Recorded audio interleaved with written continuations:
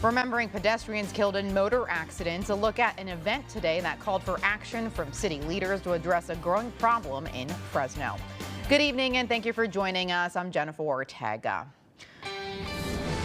Across the U.S. today, hundreds of ceremonies were held to remember the lives of pedestrians and bicyclists who have been hit and killed by cars. Here in Fresno, dozens of people gathered outside of City Hall this evening to remember more than 20 people who have been killed in the city.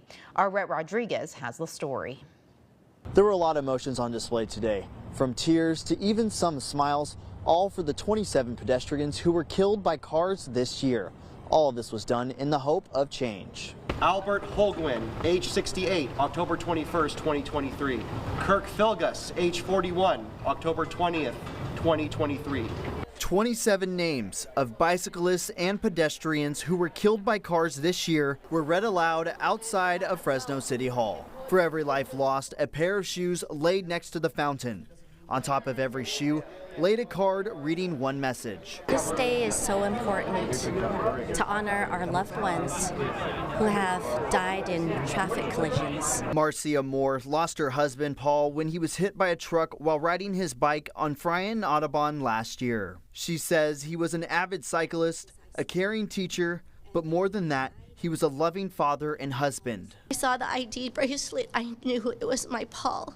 He wore it all the time.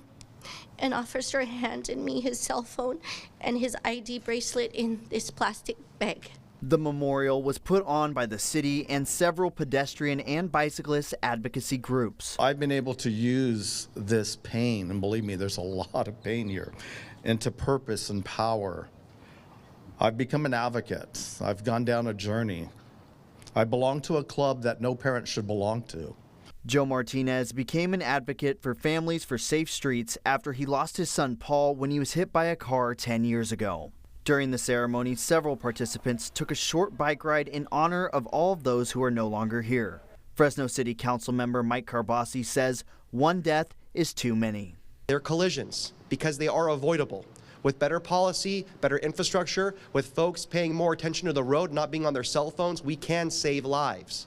Carbasi says the city is working on more plans to prevent more names from being read. Thomas Zapata Jr., Brian Davis. Carbasi says the city is working on a plan to build a memorial for all the people who have been hit and killed by cars in Fresno.